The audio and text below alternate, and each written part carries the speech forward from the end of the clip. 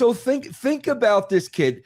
Man, when you talk about John Cena, I think 8 out of every 10 fans, you would go to Make-A-Wish. You immediately, we know what he's done for these kids. Man, can you just imagine if they had 200 Make-A-Wish kids ringside? One of a Kind with Rob Van Dam is recorded in front of a live studio audience. I appreciate it. I got a wife that keeps me young. There you go. Yes. Yeah. And by the way, she's on the show a lot, and the fans wanna know the latest on her. She's ready to pop. The date they gave us originally to have our twins. We have twins coming, Vince. Yeah, I know that. Yes. Yeah. February 6th, and they immediately followed up by saying, well, twins come early, don't count on that. So we've been guessing like all over the place, December, January, what?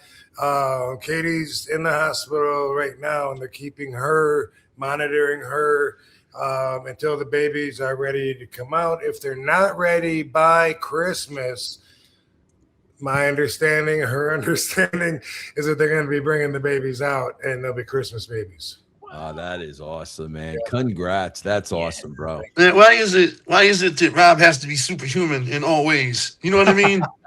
He's got the super beautiful wife. He's got himself. Neither one of them age at all. When he goes to have a baby, he's got to have magnificent twins. You know what I mean? Everything he does, he's got to do it full throttle, mashed to the gas, all the way to the pedal to the floor, and it's very impressive. I'll tell you that, man. Oh, we're very excited, and the cool thing about it being right on Christmas is that Katie and I are both born in the month of December, both a week apart from Christmas. Wow. Yeah, maybe a week before her, a week after. So it looks like our babies might come out. Which, by the way, I don't know if you. I think both. Do you have kids, Vince? Oh yeah, I got 3 grown kids. Yeah, they're all gone, but yeah, 3. And you do too, right, Joe? You can keep it honest, Vince. You got 300 kids. We read the sheets, bro. That's what Joe to say. Read the worksheet. Yeah.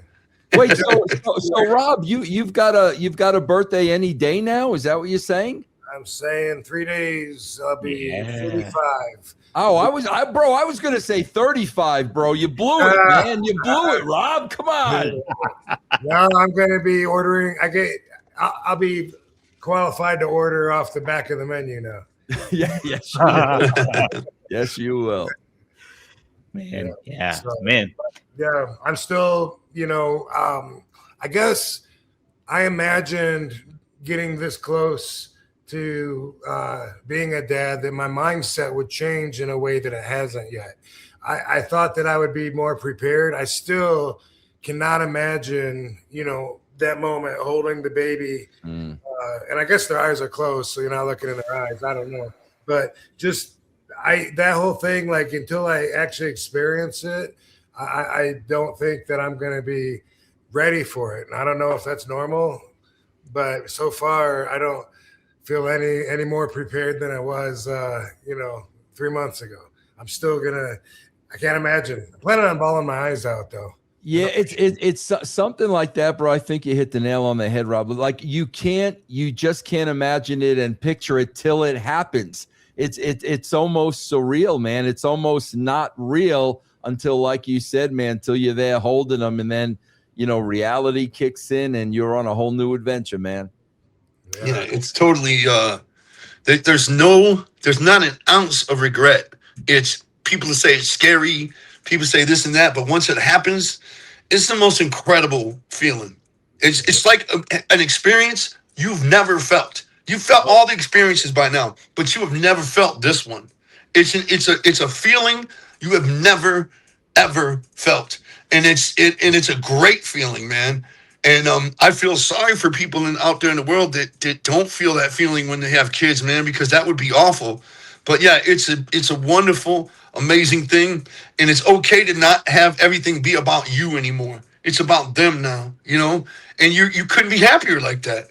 You couldn't be happier making sure they come first, making sure you have money in their savings first, making sure you have everything they need first before you put anything away for yourself. That is what it's like, and it feels awesome. That's what I believe. Yeah. So Joe, you don't think there's any chance I'll be like Dexter and just like be emotionally detached and be like, I should be doing this. Well, stranger things have happened. But no, not at all, man. Not at all. I think you're gonna take the way. I think you're gonna look at this the same way you look at everything in life. You're gonna jump into it, balls to the wall. You know what I mean? You're gonna jump into this thing and you're gonna just go all out. You're gonna be super dead. You're gonna be super dead in ways none of us can predict. It's not just gonna be something going on in your life like, oh, and then there's a dad thing too.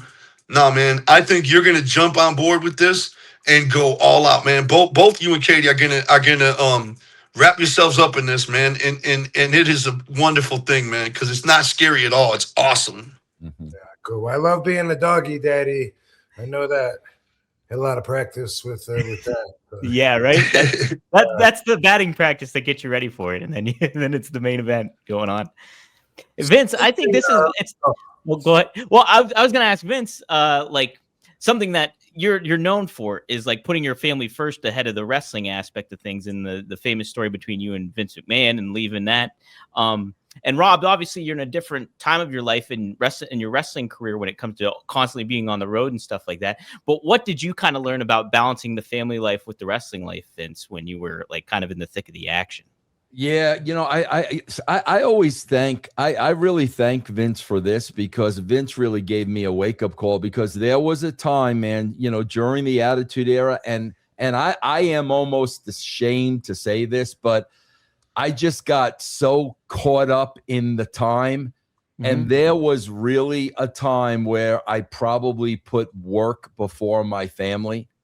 And that's why, like, I am so thankful, because, like I said, that moment when Vince McMahon said, why don't you just hire a nanny to take care of your kids? That was such a wake-up call to me. And I mean, thank God, like at that time, man, I was only about 34 or 35, and it was such a wake-up call to me. And I vowed from that moment on to never, ever, ever put work or anything else in front of my family again. Yeah. Oh yeah. We're not against the hot nanny, by the way. If any applicants are listening. That's right. Right. Fellas, you already know what time it is. It's time to level up, and Blue Chew just dropped something crazy. I'm talking next level championship belt gold-plated energy. Blue Chew Gold is the newest innovation from the #1 chewable ED brand.